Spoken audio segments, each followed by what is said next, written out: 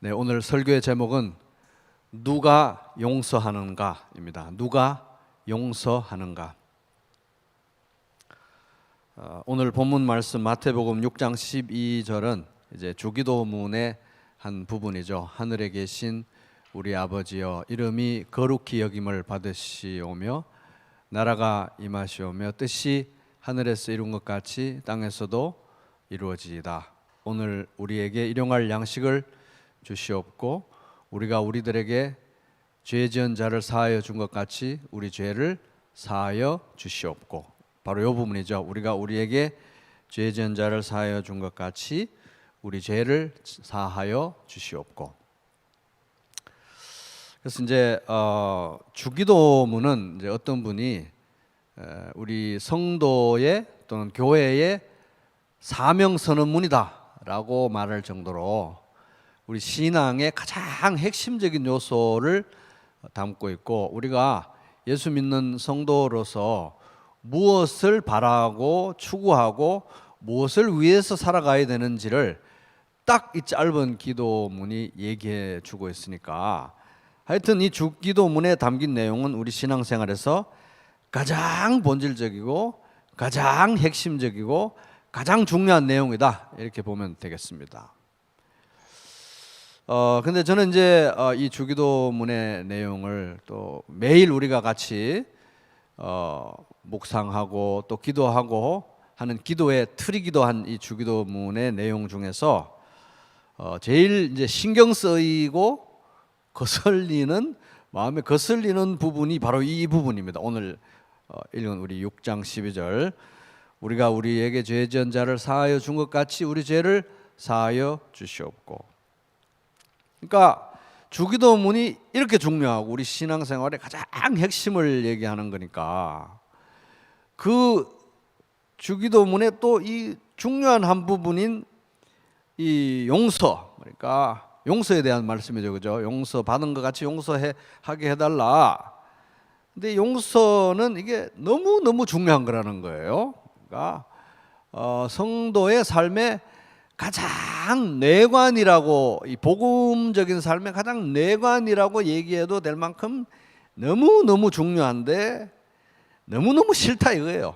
사실 솔직히 말해서 너무 신경 쓰이고 너무 생각만 해도 화가 나고, 용서라는 말만 생각해도 화가 나고, 살아온 인생이 험난했을수록 여러 가지 인간들에게 당한, 사람들에게 당한 피해와 어떤 불이익과 억울한 일들이 많았으면 많았을수록 이 구절, 우리가 우리에게 죄 지은 자를 사하여 준 것 같이 우리 죄를 사하여 주시옵고, 이 용서에 대한 말씀은 너무 중요한데 너무 싫다 이거예요.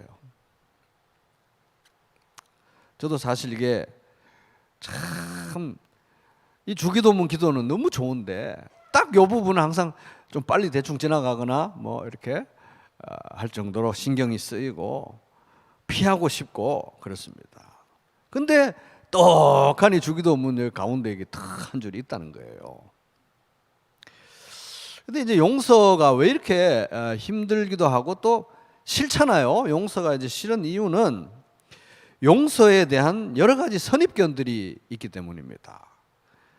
용서는 이제 일단 뭐 영화나 뭐 이런 걸 다 보고 드라마나 이런 걸 봐도 용서는 복수를 할 수 있는 힘이 없는 약자들이나 하는 어떤 자기 위안의 방식, 용서라도 해야 뭔가 폼이 나니까, 아니면 해봤자 나만 손해인 거, 뭔가 이 용서하는 사람들은 슬퍼 보이고 억울해 보이고 뭔가 처량해 보이는 이제 그런 이 선입견과 이미지들이 있습니다. 왜냐하면 당한 것도 분한데 용서까지 해야 된다고 하니까 더 우울해지는 거예요. 당한 것만 해도 분한데 용서까지 한다고 하면 얼마나 더 분하고 화가 납니까, 그죠? 이런 부정적인 이미지와 선입견들이 있어가지고 이 성도들도 뭐 저부터 남 얘기할 거 없이 저부터 이 용서, 이 우리가 우리에게 죄 지은 자를 사하여 준 것 같이 우리 죄를 사하여 주시고, 대충 넘어가는 거예요. 대충 매일 기도하는데 대충 넘어가는 거예요. 대충. 오늘은 올해는 아닌 것 같습니다. 하나님 내년쯤에 한번 시작을 한번 해볼까요? 근데 이제 우리가 이제 용서라고 할 때 또 잘못된 선입견들도 있지만 잘못된 어떤 개념들이 있어가지고 이 용서를 잘못 실행하는 사람들이 있어요. 이 성도들 중에서도 용서를 오해를 해서 용서가 아닌 것이 용서라고 생각해서 용서를 합시고 하면서 하나님 말씀에 어긋난 그런 행동을 할 때가 있습니다. 용서가 아닌 거 예를 들어서 이런 거예요. 뭐 여러 가지 있겠지만 대표적으로 한 세 가지만 얘기하면 첫 번째는 불법을 용인하는 것입니다. 불법. 내 앞에서 막 불법이 벌어지고 막 사기를 치고 도둑질을 하고 막 이러는데 용서해야 되니까 불법을 용인하는 거예요. 용서해야 되니까. 그리고 용서해야 되니까 한술 더 떠서 불법에 가담도 막 해. 용서해야 되니까. 이거 용서 아닙니다. 죄지. 또 어떤 사람들은 용서는 내가 구할 수 있는 도움을 구하지 않는 게 용서라고 생각해요. 그래서 막 누가 와서 강도가 막 찌르고 이러는데도 용서해야 되니까 112에 신고를 안 하는 거예요. 112에. 가정폭력이 막 벌어져가지고 막 학대가 계속 일어나는데도 1366에 신고를 안 하는 거예요. 용서해야 되니까. 이거 용서가 아니라는 거예요. 자기를 보호해야죠. 그리고 두려움의 노예가 되는 것입니다. 두려움에. 나를 학대하거나 억누르는 사람들 앞에 두려워서 벌벌 떨고 그 두려움에 지배당하고 두려움에 억눌려 있으면서 용서니까, 용서는 두려움에 눌려 사는 거니까 그 용서 아닙니다. 그냥 두려움에 눌려 사는 거지, 그죠? 용서에 대한 오해도 많고 용서에 대한 잘못된 그런 편견과 선입견들도 많습니다. 그래서 이제 오늘은 이 말씀 속에서 이제 용서에 대해서 우리가 얘기하자면 뭐 우리가 평생 학습을 해 나가야 되고 평생 영적 성장의 숙제이고 하기 때문에 뭐 우리가 배워야 될 내용이 무궁무진하겠지만 오늘은 이제 초점은 뭐냐 하면 성경에 그려지고 있는 용서하는 사람의 모습은 어떤 모습인가 하는 거예요. 용서하는 사람은 어떤 모습으로 그려지고 있는가, 묘사되고 있는가 하는 겁니다. 용서하는 사람은 어떤 사람인가. 그래서 제가 설교 제목을 좀 이렇게 좀 세게 이렇게 다가오게 하려고, 누가 용서하는가? 도대체 용서하는 사람은 누군가? 어떤 사람이 용서하는가? 누가 용서하는가예요. 용서의 주체는 어떤 사람인가?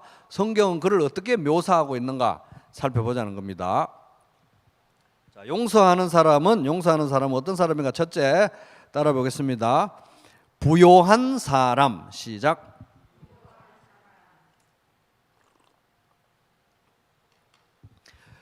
우리가 우리에게 죄 지은 자를 사하여 준 것 같이, 용서하여 준 것 같이 우리 죄를 사하여 용서하여 주시옵고.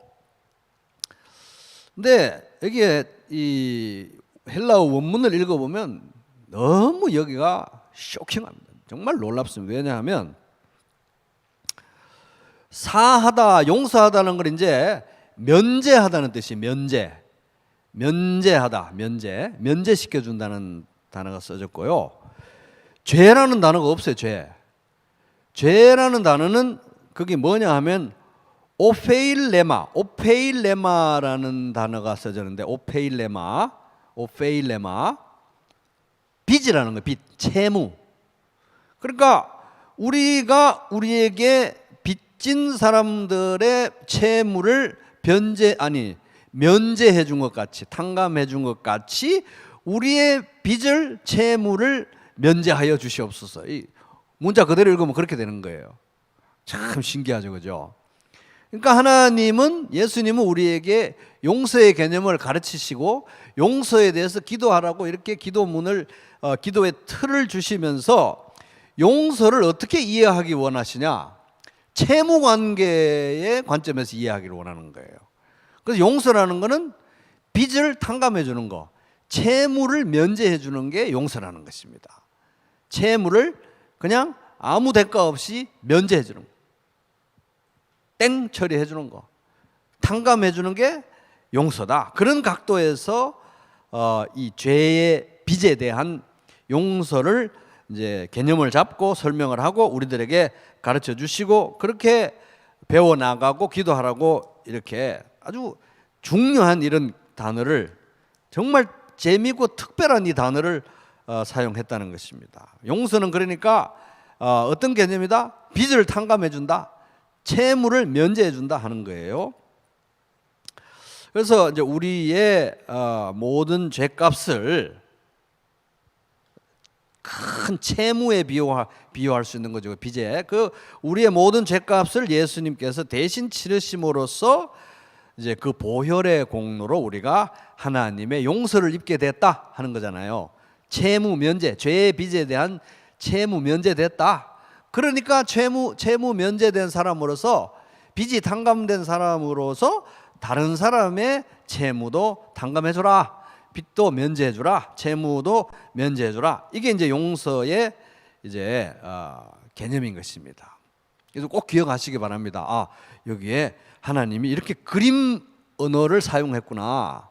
죄라는 단어를 문자적으로 쓰지 않고 빚이라는 단어를 써서 우리가 꼭 이 용서라는 개념을 생각할 때는 채무 면제, 빚 탕감의 개념으로 꼭 생각하기를 원하시는구나.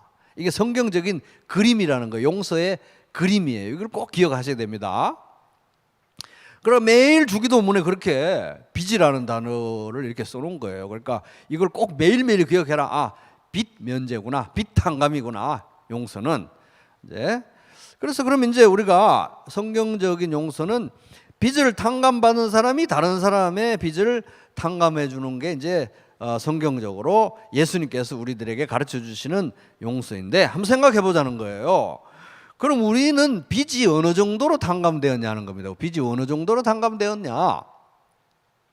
근데 이게 기가 막힌 그림이 마태복음 18장에 용서할 줄 모르는 종의 비유에 나오는 거예요. 그래서 이 용서할 줄 모르는 나중에 마태복음 18장 찾아보세요. 용서할 줄 모르는 이 종이 왕에게 빚을 지고 왕에게 빚을 지고 있었는데 왕에게 그것도 아무한테나 아니라 왕에게 빚을 지고 있었는데 얼마나 지고 있었냐 하면은 이 사람이 1만 달란트를 빚을 지고 있었는 거예요. 자, 따라볼게요. 달란트. 1만 달란트의 빚을 지고 있었는데 왕이 이 1만 달란트를 면제를 해줬어요. 탕감을 해줬어요. 용서해준다. 탕감 받은 거예요. 근데 친구 중에 이 탕감받은 이 사람의 친구 중에 어떤 사람이 100데나리온 따라해볼게요. 데나리온. 100데나리온을 빚을 졌는데 그거를 안 갚는다고 화가 나가지고 그 친구를 막 고소를 하고 이러니까 이제 이 탕감받은 이 사람이 너무 배은망덕하다. 이래서 그 왕에게 혼나는 그 비유가 마태복음 18장 얘기잖아요. 그래서 이제 그 자세한 내용은 다음에 살펴보기로 하고 액수를 비교해 보는 거예요. 그래서 아까 이제 달란트인데 몇 달란트? 1만 달란트잖아요. 그죠? 근데 이제 데나리온은 100데나리온인데 데나리온 아까 이제 그 종의 친구가 빚진 100데나리온 할 때 데나리온은 노동자의 하루 일당 그죠? 내가 오늘 하루 일하면 받는 하루 일당이 데나리온이에요. 그러니까 100데나리온은 한 석 달 열흘 정도 일하면 벌 수 있는 노동자의 임금이 100데나리온. 그러니까 이 친구가 100데나리온 빚을 졌는데 그걸 이제 용서를 못 해준 거예요, 사람은. 근데 자기는 얼마나 빚을 탕감을 받았냐, 용서받았냐? 얼마? 1만 달란트라 그랬잖아요. 한 달란트는 얼마냐 하면 한 달란트는 15년 일해야 받는 임금인 거예요. 데나리온은 하루인데 달란트는 15년이니까 1만 달란트면 몇 년을 일해야 15년 곱하기 만 하면 몇 년입니까? 15만 년을 일을 해야 15년도 아니고 15만 년을 일을 해야 갚을 수 있는 돈을 자기가 탕감을 받은 거예요. 뭐 자기 일당에 따라서 한번 계산해 보세요. 15만 년 일하면 내가 얼마나 지금부터 내가 15만 년 일하면 얼마나 벌 수 있나? 그걸 탕감을 받고 15만 년 임금을 탕감을 받았으니까 100데나리온 정도는 그냥 면제해줘야 되지 않겠냐 하는 게 성경에서 우리에게 가르치고 있는 용서의 개념이라는 겁니다. 근데 이 이제 그 비유가 베드로가 질문을 했거든요. 예수 이제 뭐 12제자들 중에 신경 거스리는 사람이 있었겠죠. 그러니까 예수님에게 예수님 제가 어느 정도까지 용서를 해야 됩니까? 한 7번 정도 하면 될까요? 자기는 7번 정도 할까요? 그럼 칭찬 먹을 줄 알았는데 7 곱하기 70만큼 해야 된다. 끝까지 무한대로 용서해 준다고 해줘야 된다고 하시면서 주신 비유의 말씀이 이거예요. 그러니까 이제 우리에게도 이런 용서를 해라 하는데 결국은 여기서 한 가지 우리가 중요하게 봐야 될 거는 성경에서 하나님께서 우리에게 용서하라고 할 때 그 용서는 어떤 개념이냐? 15만 년을 일해야 벌 수 있는 돈을 탕감을 받은 자가 석 달 열흘 일해야 받을 수 있는 임금 정도는 퉁 쳐주는 게 용서다. 그렇게 설명하고 있는 것입니다. 근데 이제 우리가 채무만 면제된 게 아니에요. 이 사람이 15만 년 어치의 빚만 탕감받은 게 아니고 있잖아요. 스토리가 거기서 끝나는 게 아니라 찬송하리로다 하나님 곧 우리 주 예수 그리스도의 아버지께서 그리스도 안에서 하늘에 속한 모든 신령한 복을 우리에게 주시되 에베소서 1장 3절. 우리는 사실은 15만 년 일해야 벌 수 있는 돈만큼, 아니 그걸 비유적인 거죠. 그보다 더 큰 빚을 탕감받고 거기서 제로가 된 게 아니라 플러스 거기에다가 하늘에 속한 모든 신령한 복을 받은 거예요. 그러니까 이 복을 받았는데 눈에 뭐 우리가 보이는 게 없지 않습니까? 하는데 그 복에 대한 보증으로 성령님이 우리 안에 계시는 거예요. 성령으로 보증이 됐다. 에베소서 1장 14절. 그러니까 이것이 성경이 묘사하고 있는 용서하는 사람의 모습인 거예요.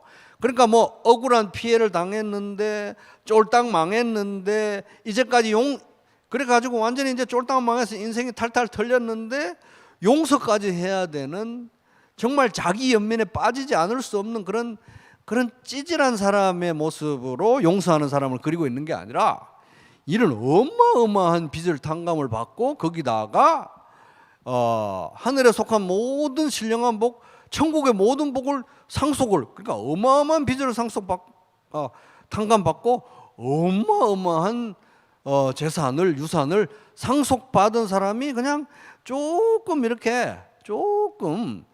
친구들이, 주변에 빚진 친구들 이렇게 퉁쳐주는 게 용서다, 이렇게 그려주고 있다는 것입니다. 그러니까 내가 받은 용서, 내가 받은 이 상속 기업에 비하면 내가 평생 나한테 피해를 끼친 인간들, 나를 정말 힘들게 한 인간들, 모든 그 인간들의 죄를, 빚을 다 퉁쳐줘도, 다 용서해줘도 태평양 바다에서 물 한 숟가락 떠내는 것밖에 안 되는 것이 우리가 성경에서 우리에게 명령하고 있는 용서의 개념이라는 것입니다. 태평양 바다에서 물 한 숟가락 떠내는 것밖에 안 되는 정도의 것을 명령하고 계신다 하는 것입니다. 자, 둘째, 성경에서 그려주고 있는 용서하는 사람은 어떤 사람인가? 누가 용서하는가? 둘째 따라해 보겠습니다. 섭리의 사람. 시작.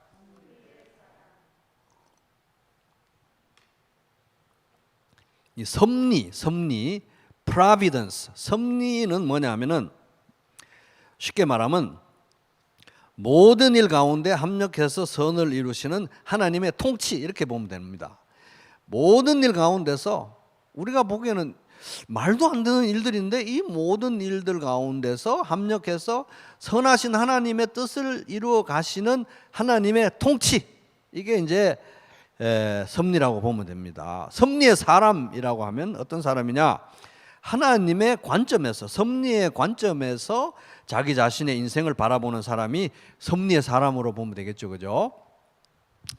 그래서 하나님의 영광의 관점, 하나님의 나라의 관점, 하나님의 뜻의 관점에서 내 인생을, 나에게 일어나는 모든 일들을, 주변을 해석하는 사람이 섭리의 사람이다. 그래서 이제 이 주기도문, 오늘 이제 우리 본문, 우리가 우리에게 죄 지은 자를 사하여 준 것 같이 우리 죄를 사하여 주시옵고, 이거의 바탕이 되는 전제가 뭐냐 하면 주기도문의 시작이에요. 시작. 하늘에 계신 우리 아버지 이름이 거룩히 여김을 받으시며 하나님의 영광 나라가 임하시오며 하나님의 통치 뜻이 하늘에서 이루어진 것 같이 땅에서도 이루어지다 하나님의 뜻. 이게 용서의 전제, 용서의 바탕, 용서의 기초가 되는 사상입니다. 사상. 그러니까 우리는 먼저 하나님 나라와 그의 의를 먼저 구해야 되는 백성으로서 무엇보다도 먼저 하나님의 영광과 하나님의 통치와 하나님의 뜻을 구해야 되는데, 그런 기반 하에서, 그런 전제 하에서, 그런 백그라운드에서 우리가 생각해 볼 때 용서는 뭐냐 하면, 하나님의 영광과 통치와 뜻을 구하는 구체적인 삶의 방식 중에 중요한 한 요소인 거예요. 그죠? 하나님의 나라와 그의 의를 먼저 구하는 삶의 구체적인 표현 중에 중요한 한 요소다 이겁니다. 그래서 용서는 결국은 하나님의 섭리의 관점에서 행해지는 거구나. 용서는 하나님의 섭리의 관점에서 봐야 이게 아구가 맞아지는구나, 그림이 다 맞춰지는구나 하는 거예요.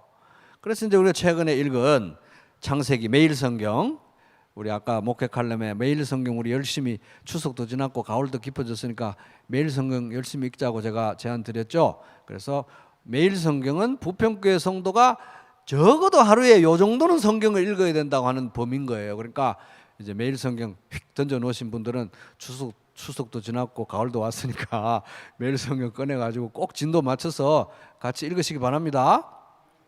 그래서 이제 이 매일 성경 얼마 전에 창세기 했는데, 요셉의 경우를 보면 용서와 섭리가 어떤 관계에 있는지를 보는 거예요. 그 요셉이 누굽니까? 요셉이 이 야곱의 아들 중에 한 명인데, 이 형들이 요셉을 팔아넘긴 거 아닙니까? 이집트로. 그죠? 근데 그 팔아넘긴 형들을 용서한 사람이 요셉입니다. 근데 이게 그 용서하는 게 얼마나 힘들었는지 우리 한번 잠깐만 생각해 보면 정말 힘들었을 거라는 걸 상상할 수 있는데, 그냥 단순히 팔아넘긴 게 아니고 창세기 37장에 그 이들이 팔아넘기기 위해서 모의하는 과정을 보면 아주 사악하기가 거지가 없습니다. 처음에는 그냥 일단 죽여가지고 살인을 해서 구덩이에 던져 넣는 게 1차적인 계획이었어요. 여기서 말하는 구덩이라는 거는 뭐 이렇게 삽으로 뭐 조금 파낸 그런 구덩이가 아니고, 그 중동 지방에 물을 저장하기 위해서 파놓은 큰 깊은 물웅덩이인 거예요. 마침 이때 요셉을 던져낼 때는 이제 여기 물이 없었다고 성경에 나오는데, 그러니까 거기 밀어 넣어버리면 혼자 못 나오는 거예요. 워낙 깊고 커가지고. 그래서 이제 죽여가지고 웅덩이에 밀어 넣고 아버지한테 가가지고는 짐승이 물어 죽었나 보죠, 뭐 이렇게 얘기할 계획이었는데, 그래도 맏아들이라고 이 르우벤이 그래도 목숨만은 살려주자, 뭐 어쩌고 저쩌고 이렇게 논의를 해서 자선책으로 그냥 산채로 구덩이에 밀어 넣었어요. 산채로 나오지도 못하게 산채로 구덩이에 밀어 넣었습니다. 던져놓고 이 형제들이 한 일이 뭔지 아세요, 여러분? 던져 밀어놓고 밥을 먹었어요. 밥을 37장에 나옵니다. 던져 밀어놓고 구덩이에 놓고 밥을 먹었어요. 밥을 먹으면서 또 회의를 하는 게, 이놈을 어떻게 할까? 그 밥을 먹고 이제 이놈을 뭐 그래도 죽여야 될까, 그냥 놔둬야 될까, 어떻게 될까, 밥 먹으면서 그렇게 화기애애한 담소를 나누고 있었는데, 그때 요셉은 뭐 하고 있었을까요? 웅덩이에서 살려달라고 애원을 하고 있었어요. 창세기 42장에 보면 살려달라고 애원하고 있는, 창세기 42장 21절에 보면 살려달라고 애원했다고 나오고 있어요. 살려줘 형, 꺼내줘, 막 이러고 있어요. 그때 나이가 17살. 어려가지고 뭐 다 잊어버릴 나이도 아니고 다 컸어요. 17살 다 큰 애를 거기 밀어 넣었으니까 형 살려줘, 꺼내줘, 왜 그래, 왜? 그러고 있는데 이 인간들은 동생을 밀어놓고 밥을 먹고 있었어요. 밥을.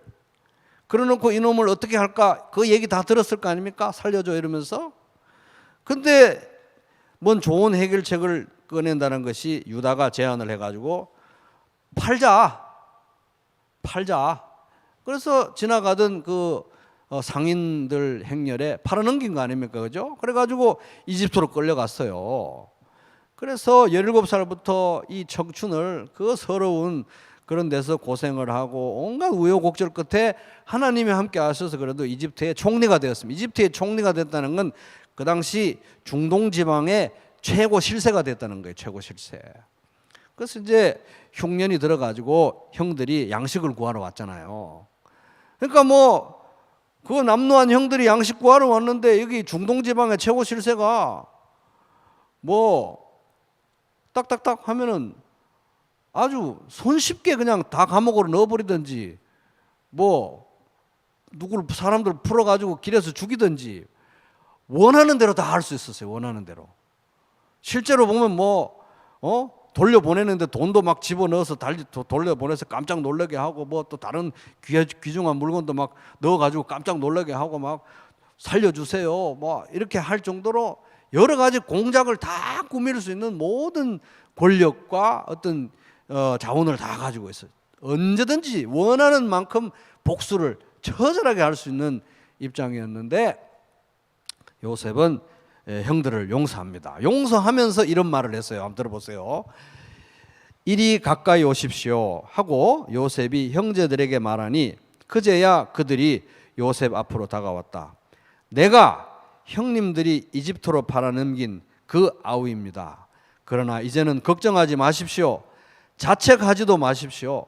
형님들이 나를 이곳에 팔아넘기긴 하였습니다만 그것은 하나님이 형님들보다 앞서서 나를 여기에 보내셔서 우리의 목숨을 살려주시려고 그렇게 하신 것입니다. 창세기 45장 4절에서 5절 세 번역입니다. 세 번역. 그러니까 요셉은 이게 자신의 상처, 자신의 분노, 자신의 억울함 이런 것들을 하나님의 섭리의 관점으로 보았을 때 그들을 온전히 용서할 수 있었던 거예요. 형들이 저지른 그 반인륜적인 범죄, 거의 살인이잖아요. 살인. 그런 거와 그 형들이 자기를 구덩이에 넣고 밥 먹으면서 하던 그 얘기를 들었던 거, 그 분한 거, 그 억울한 거, 그 슬픈 거, 그 황당한 거, 그런 기억이 사라졌겠어요? 17살 때 겪었는데 평생 못 잊었을 건데 그가 형들에게 이렇게 친절하게 말하면서 용서할 수 있었던 것은 그 모든 슬픔과 상처와 억울함들을 하나님의 섭리의 관점으로 보았다는 것입니다. 아, 그래. 아브라함, 이삭, 야곱, 할아버지, 아버지들이 항상 얘기하셨던 그 하나님의 언약, 가나안 땅을, 약속의 땅을 주시기 전까지 여기 이집트에서 살려주시고 보존하시고 큰 나라를 만드시고 끌어내시겠다고 하신 그 약속의 말씀, 언약을 이루시는 과정이구나. 이렇게 요셉이 하나님의 관점에서 자기 인생을 섭리의 관점에서 해석을 했다는 것입니다. 그러니까 이 주기도문에도 우리가 우리에게 죄 지은 자들을, 빚진 자들을 탕감해 주는 것처럼 우리 빚을 탕감하여 주십시오. 이게 결국은 이름이 거룩히 여김을 받으시며 나라가 임하시며 뜻이 하늘에서 이룬 것까지 땅에서도 이루어지이다. 이 하나님의 섭리, 모든 것이 합력해서 선을 이루시는 하나님의 그 통치, 섭리의 관점에서 용서하도록 그걸 우리에게 가르치시는데 이 요셉의 삶도 사실은 섭리의 관점에서 자기 인생을 해석했기 때문에 진심으로 형들을 용서할 수 있었던 것입니다. 그래서 성경이 그려주고 있는 용서하는 사람은 어떤 사람이냐? 첫 번째는 부요한 사람인 거예요. 부요한 사람. 부요한 사람. 두 번째는 섭리의 사람이라는 겁니다. 자, 세 번째 따라볼게요. 가난한 사람. 우리가 우리에게 죄 지은 자를 사하여 준 것 같이 우리 죄를 사하여 주옵시고, 언뜻 들으면 이게 조건부 같아요. 우리가 우리에게 죄 지은 자들을 용서해 주면 줘야만 하나님이 우리를 용서하시는구나. 그런 조건부 어떤 말씀으로 들리는데 그건 그렇지 않습니다. 왜냐하면 우리가 우리에게 죄진 자들을 용서하는 건 우리 체질적으로 안 맞기 때문에 용서하고 사랑하고 이건 우리 인간 죄성하고는 정면으로 대치되는 그런 일이기 때문에 그게 안 되기 때문에 우리 죄를 대신해서 예수님이 십자가에서 죽으시고 우리 죄를 탕감해 주신 거잖아요, 그죠? 그게 안 되기 때문에 그렇기 때문에 이건 조건부가 아닌 거예요. 조건부가 아니고 이 말씀의 뜻은 뭐냐 하면 이 십자가의 용서를 내가 삶 속에서 구체적으로 현실적으로 더 깊이 이해할 수 있는 유일한 방법은 내가 용서받은 사람으로서 다른 사람을 용서할 때만 가능하다 하는 것입니다. 내가 이제 다른 사람을 진짜 한번 용서해봐야 그 인간이 나에게 그런 짓을 했는데 정말 하나님의 은혜로 내가 용서가 됐어요? 용서가 된 거예요.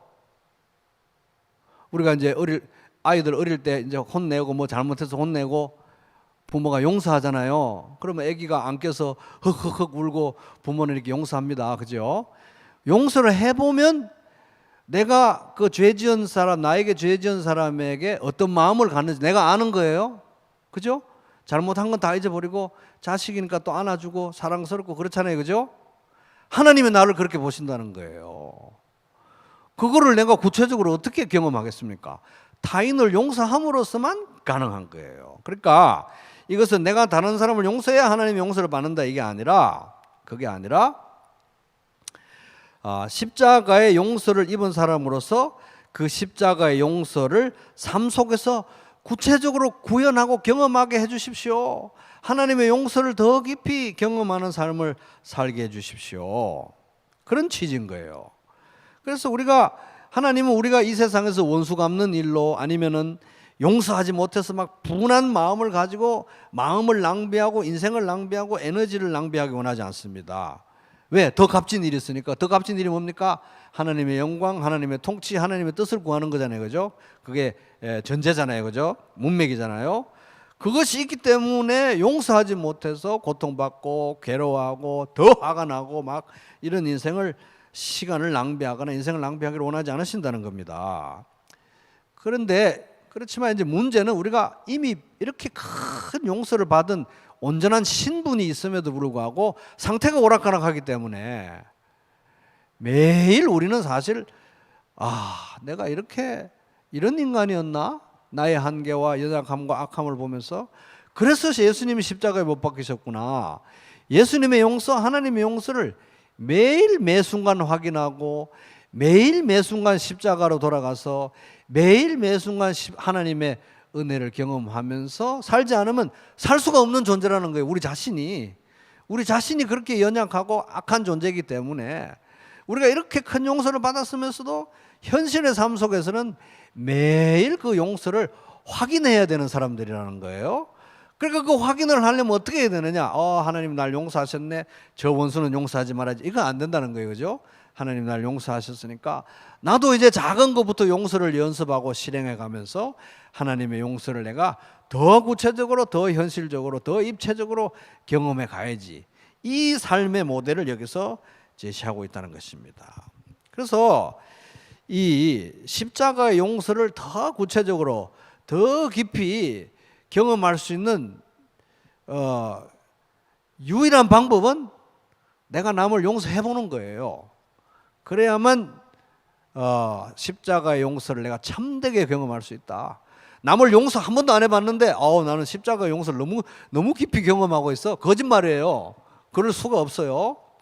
남을 용서해봐야 하나님의 용서를 내가 그 하는 만큼 경험하고 있다는 것입니다. 그죠? 근데 이게 용서가 마음대로 안 되잖아요. 저는 여기 주기도문에 나오는 내용 중에 용서가 제일 싫어요. 저도. 여러분도 그렇죠? 이 제일 싫은 본성하고 너무 거슬리는 이기 때문에 이 용서는 하나님의 은혜로만 가능한 거고, 용서는 하나님의 도우심만으로 가능한 거고, 용서는 성령님의 능력으로만 가능한 거예요. 그래서 맨날 기도하는 거예요. 맨날 기도해야 되는 일이 바로 용서는 진짜로 안 되는 일이고, 정말 중요한데 정말 싫은 일이라서 그런 거예요. 그러니까 여기다 딱 넣어놓고 하나님이 매일 기도하라고 명령하신 겁니다. 우리에게 그럴 힘이 없으니까. 그죠?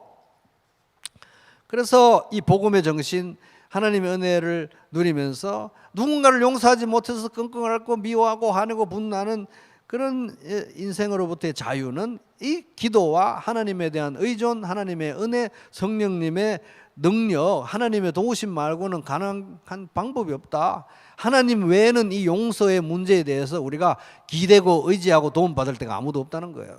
누가 우리에게 이 용서할 수 있는 힘을 주시겠습니까? 그죠? 하나님 말고는 의지할 데가 없는 거예요. 이 용서에, 특별히 이 용서의 문제는 정말 하나님 말고는 우리를 진짜로 도와줄 분이 한 명도 없습니다. 하나님 외에는 의지할 곳이 없는 사람을 성경에서는 전문 용어로 가난한 자라고 그래요. 가난한 자. 그죠? 가난한 자.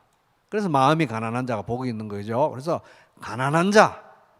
이게 하나님 앞에 서서 내가 이렇게 큰 용서를 받고 이렇게 큰 은혜를 받았음에도 불구하고 매일매일 나와 나 자신의 약함과 악함 때문에 하나님의 용서를, 십자가의 용서를 매일 확인하지 않으면 견딜 수 없는, 살아갈 수 없는 이런 가난한 자이기 때문에 내가 하나님의 용서를 더 깊이 경험하기 위해서 누군가를 내가 또 용서해야 되는 거예요. 왜?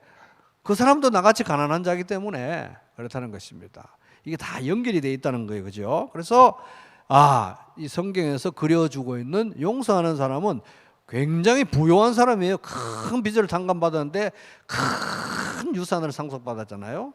근데 섭리의 사람이에요. 하나님의 섭리의 관점에서 내 삶을 해석하고, 근데 또 가난한 사람이에요. 하나님의 도우심이 없이는 하루도 살아갈 수 없는, 하나님의 용서의 확인이 없이는, 십자가의 은혜에 대한 확인이 없이는 하루도 살아갈 수 없는 가난한 사람. 이게 이제 성경에서 그려주고 있는 용서하는 사람의 모습입니다. 한마디로 요약하면 성경에서 그려주고 있는 용서하는 사람은 한마디로 말하면 따라 볼게요. 세상을 다 가진 사람. 시작. 성경에서 그려주고 있는 용서하는 사람의 모습은 세상을 다 가진 사람이에요. 용서하기 때문에 세상을 다 가진 게 아니라 세상을 다 가졌기 때문에 용서하는 사람을 말합니다. 성경의 용서는 복수할 힘이 없는 약자들의 자기 위안도 아니고요, 나만 손해보고 슬프고 억울하고 처량한 궁여지책도 아니고, 당한 것도 분한데 용서까지 해야 되나? 정말 더 한이 된다 이런 것도 아니고요, 용서 안 하면 내가 더 힘드니까, 힘들어서 못 견디겠으니까 내가 덜 힘들라고, 그냥 하다 덜 힘들라고 내가 억지로 하는 용서?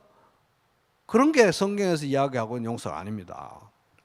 성경에서 묘사하고 있는 용서하는 사람의 모습은 세상을 다 가진 사람이라는 거예요. 세상을 다 가진 사람. 전형적인 예가 바로 예수님이죠. 세상을 다 가진 분으로서 우리의 모든 죄를 지고 십자가를 지셨습니다. 그죠? 딱 보기에는 가장 억울하고 가장 처참하고 가장 비참한 모습이지만, 사실은 예수님은 십자가에 달리신 게 무슨 인간의 불법을 용인하고 용납하고 인간의 불법에 굴복한 것도 아니고, 누군가 도와줄 분이 없어서 그냥 그렇게 당하신 것도 아니고요, 인간의 악 앞에서, 인간의 그 살기 앞에서 두려움에 쩔어가지고 두려움에 노예가 된 상태로 예수님이 십자가에 달리신 게 아니에요. 이 세상을 다 가지신 분, 이 세상을 다 창조하신 분, 이 세상을 현재적으로 통치하시는 분으로서 우리를 사랑하셨기 때문에 십자가를 지셨다는 것입니다.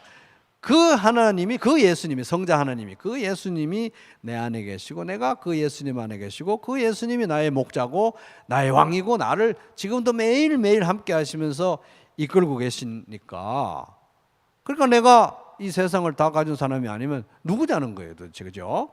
그래서 성경이 묘사하고 있는 용서하는 사람의 모습은 세상을 다 가진 모습이라는 거예요. 세상에 당한 것도 억울한데 용서까지 해야 되는 그런 억울한 인간이 아니라 세상을 다 가진 사람으로서 예수님의 용서를 배워가는 사람이 성경이 얘기하고 있는 용서하는 사람의 모습이라는 겁니다. 그래서 여러분, 이 하나님의 은혜와 용서의 부요함을 나날이 배워가시기를 바랍니다. 하나님의 섭리에 대한 이해와 믿음이 더 깊어지시기를 바랍니다. 그리고 하나님의 은혜를 내가 더 나날이 더 깊이 더 절실히 필요로 하는, 정말 내가 가난한 사람이구나, 하나님 앞에 이 아름다운 가난함을 더 깊이 배워가시기 바랍니다. 그러는 가운데 이제 용서를 배워가면서 피해의식에 갇혀 살기를 거부하고 피해의식의 쇠창살에서 벗어나시기 바랍니다. 과거의 족쇄를 벗어버리시기 바랍니다. 사람에 대한 두려움에 짓눌려 살기를 거부하시기 바랍니다. 그 대신 하나님의 은혜의 부요함을 더 깊이 알아가고 하나님의 섭리의 신비를 더 깊이 알아가고 가난한 자에게 한없는 은혜를 베푸시는 그 용서, 그 은혜, 그 사랑의 기대므로서 용서함으로써, 용서받은 자로서 용서함으로써 그 받은 용서를 더 깊이 알아가고 경험하고, 그래서 하나님께 감사와 또 사람들에게 하나님의 사랑과 용서의 통로가 되는 복된 삶을 하루하루 살아가시기를 주님의 이름으로 축복합니다.